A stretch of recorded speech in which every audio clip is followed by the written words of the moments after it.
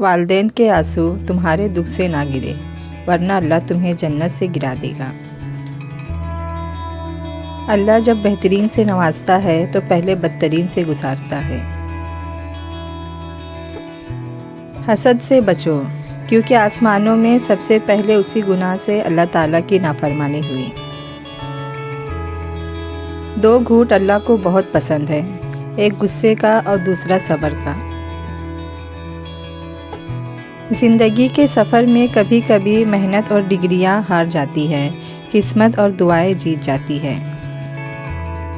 یا اللہ مغرور کرنے والا مال نہ دے اور مایوس کرنے والی غریبی نہ دے۔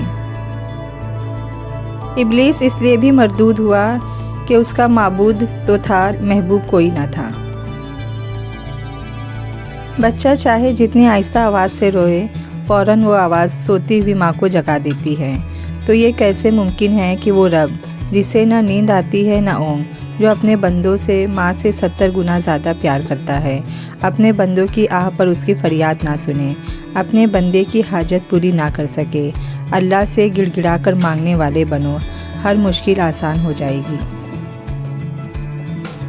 جس مصیبت پر صبر کر لیا جائے وہ بہت جلد ختم ہو جاتی ہے، لیکن اگر اسی مصیبت پر اللہ کی رضا سمجھ کر شکر کر لیا جائے تو وہ مصیبت بہت جلد خوشی میں تبدیل ہو جاتی ہے۔ بات صرف اللہ پر توکل کی ہے۔ پردہ یہ نہیں کہ بس خود کو چھپا کر رکھو، پردہ یہ ہے کہ غریب کے سامنے دولت کی، بھوکے کے سامنے کھانے کی، مسافر کے سامنے گھر کی اور یتیم کے سامنے والدین کی نمائش نہ کرو۔ پردہ یہ بھی ہے کہ لوگوں کا بھرم رکھو، ان کی کمزوری کسی پر عیاں نہ ہونے دو اور کسی کی ذاتی زندگی پر نظر نہ ڈالو۔ کبھی بھی کسی کو تکلیف مت دے۔ جانداروں کو دی جانے والی تکلیف یقیناً آپ کی دعاؤں کی قبولیت میں رکاوٹ بھی بن جاتی ہے اور آخرت کا حساب الگ سے دینا ہوگا۔ جب دل و دماغ دنیا میں الجھ جائے تو بے سکونی انسان کا مقدر بن جاتی ہے۔ خود کو سلجھانے میں وقت گزارا کرے، کیونکہ یہی انسان کا سرمایہ اور معاشرے کا حسن ہے۔ صبر کرنا اگر اتنا آسان ہوتا تو اللہ نے صبر پر اتنا اجر نہ رکھا ہوتا۔ نیند اور موت میں کیا فرق ہے؟ کسی نے کیا خوب جواب دیا، نیند آدھی موت ہے اور موت مکمل نیند ہے۔ آپ محبت کا ہاتھ کسی جانور کے لیے بڑھائیں، وہ آپ کو مایوس نہیں کرے گا، لیکن انسان کسی کے دل سے کی ہوئی محبت کو بھی مٹی میں ملا دیتا ہے۔ عورت کی میت کو نامحرم نہیں دیکھ سکتا، تو زندہ عورت کیوں اپنی نمائش کرتی پھرتی ہے؟ ذرا نہیں، پورا سوچئے۔ انسان کو جب اللہ سے لینا ہوتا ہے تو وہ لاکھوں کروڑوں کی چاہت رکھتا ہے، لیکن جب اللہ کے نام پر دینا ہو تو سکے ڈھونڈتا ہے۔ جو ایک پیاسے جانور کو پانی پلانے پر بخش دیتا ہے، سوچے اگر انسان کی مدد کی جائے تو اللہ تعالیٰ کتنا نوازے گا۔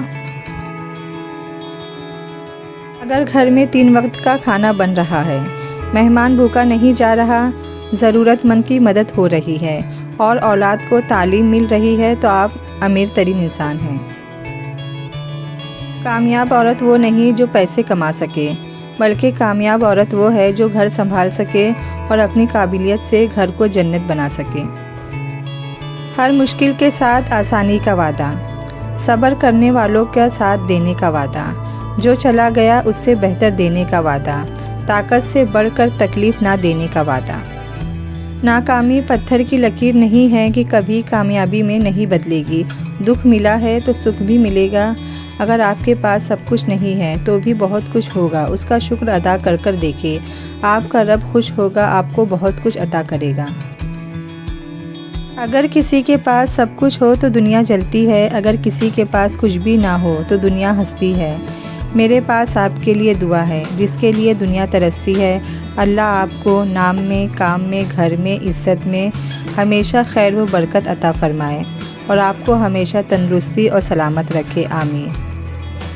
ہم جسم کا بوجھ ہلکا کرنے کے لیے 2 گھنٹے ورزش کی مشین پر کھڑے ہو سکتے ہیں، مگر روح کا بوجھ کم کرنے کے لیے 2 منٹ اللہ کے سامنے کھڑے نہیں ہو سکتے۔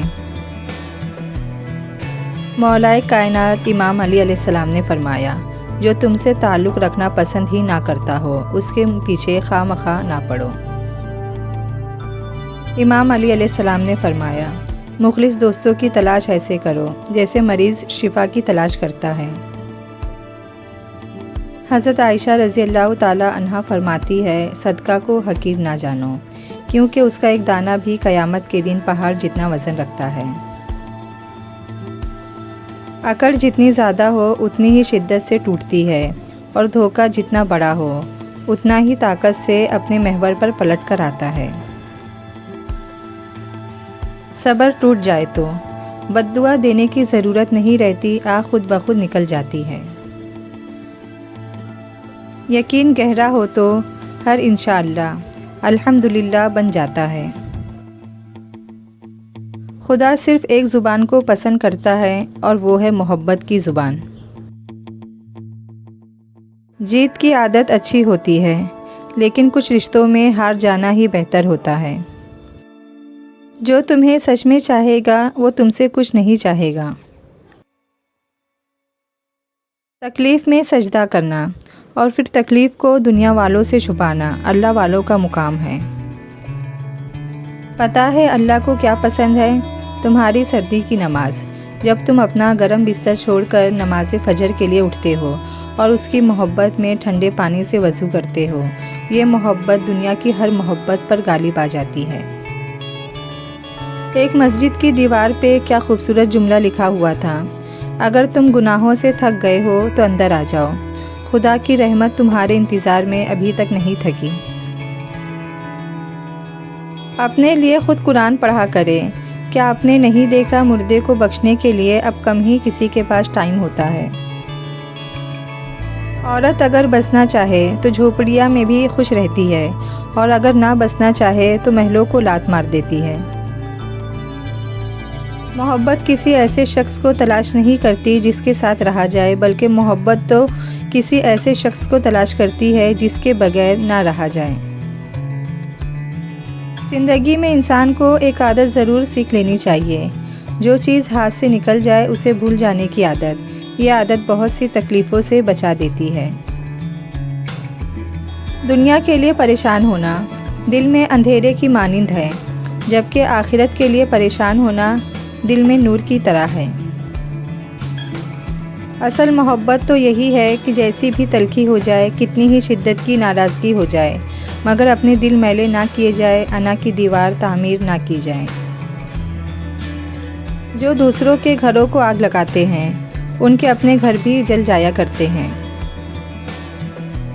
میں نے لوگوں کو بہت تولا، ناپا، جانچا، پرکھا، لیکن جب میری اپنی باری آئی تو مجھے ترازو ہی نہیں ملا، کیونکہ مجھ سے اپنے گریبان میں جھانکا ہی نہیں جاتا۔ اللہ وہ ہے جس نے آسمانوں کو بغیر ستونوں کے بلند کر رکھا ہے، جس کو تم دیکھ رہے ہو۔